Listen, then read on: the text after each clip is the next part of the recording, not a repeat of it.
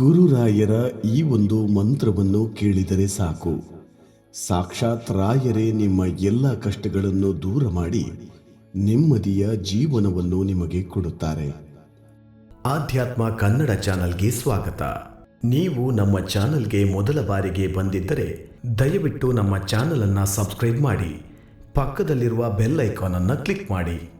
ಅತ್ಯದ್ಭುತ ಅನುಭವಕ್ಕೆ ದಯವಿಟ್ಟು ಇಯರ್ಫೋನ್ ಬಳಸಿ. ಗುರುರಾಯರು ನಂಬಿದ ಭಕ್ತರನ್ನು ಎಂದಿಗೂ ಕೈಬಿಡುವುದಿಲ್ಲ. ರಾಯರ ದರ್ಶನ ಪಡೆಯಲು ರಾಯರ ಬಳಿ ತಮ್ಮ ಕಷ್ಟ ಕಾರ್ಪಣ್ಯಗಳನ್ನು ಹಂಚಿಕೊಳ್ಳಲು ನೂರಾರು ಜನರು ಪ್ರತಿದಿನ ರಾಯರ ದರ್ಶನ ಪಡೆಯುತ್ತಾರೆ. ನೀವು ಕಷ್ಟಗಳಿಂದ ಬಳಲುತ್ತಿದ್ದರೆ, ನಿಮ್ಮ ಕಷ್ಟಗಳನ್ನು ಗುರುರಾಯರು ಪರಿಹರಿಸಬೇಕು ಎಂದರೆ ಈ ಒಂದು ಮಂತ್ರವನ್ನು ಪಠಿಸಿ.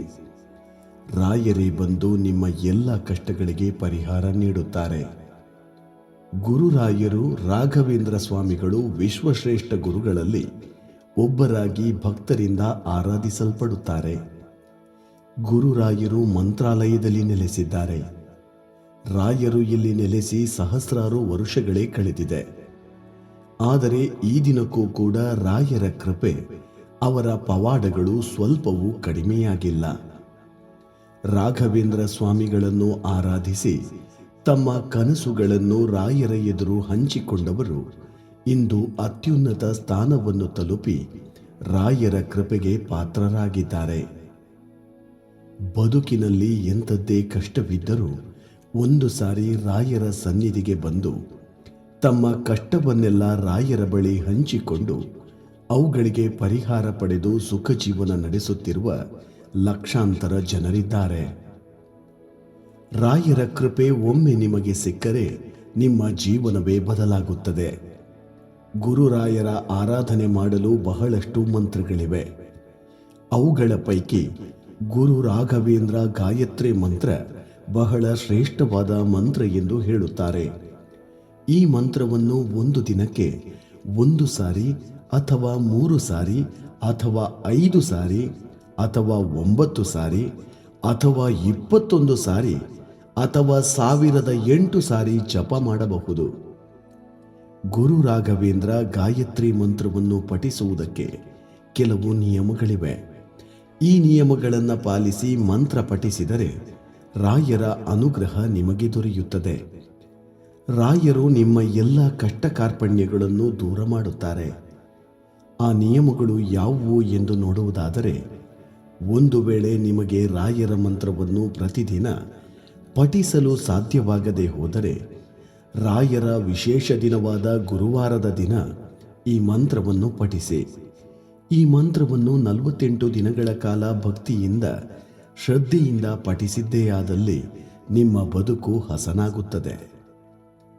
ಶ್ರೀ ರಾಘವೇಂದ್ರ ಗಾಯತ್ರಿ ಮಂತ್ರವನ್ನು ಪಠಿಸಲು ಗುರುವಾರ ಅಥವಾ ಶುಕ್ಲ ಪಕ್ಷ ಪುಷ್ಯ ನಕ್ಷತ್ರದ ದಿನ ಶುರು ಮಾಡುವುದು ಒಳ್ಳೆಯದು. ಈ ದಿನಗಳಲ್ಲಿ ಬಹಳ ವಿಶೇಷವಾದ ಶಕ್ತಿ ಇದೆ. ಈ ದಿನ ಶುರು ಮಾಡಿದರೆ ಒಳ್ಳೆಯ ಫಲ ಸಿಗುತ್ತದೆ. ಒಂದು ದಿನಕ್ಕೆ 1008 ಸಾರಿ ಶ್ರೀ ಗುರು ರಾಘವೇಂದ್ರ ಗಾಯತ್ರಿ ಮಂತ್ರವನ್ನು 48 ದಿನಗಳ ಕಾಲ ಪಠಿಸುತ್ತಾ ಬಂದರೆ ರಾಯರ ವಿಶೇಷ ಅನುಗ್ರಹ ನಿಮಗೆ ಸಿಗುತ್ತದೆ.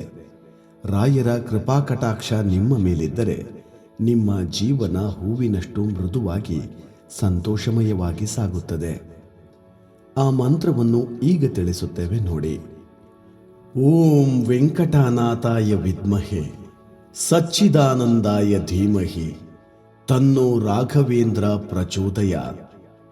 ಓಂ ವೆಂಕಟನಾಥಾಯ ವಿದ್ಮಹೆ ತಿಮ್ಮಣ್ಣ ಪುತ್ರಾಯ ಧೀಮಹಿ ತನ್ನೋ ರಾಘವೇಂದ್ರ ಪ್ರಚೋದಯಾತ್.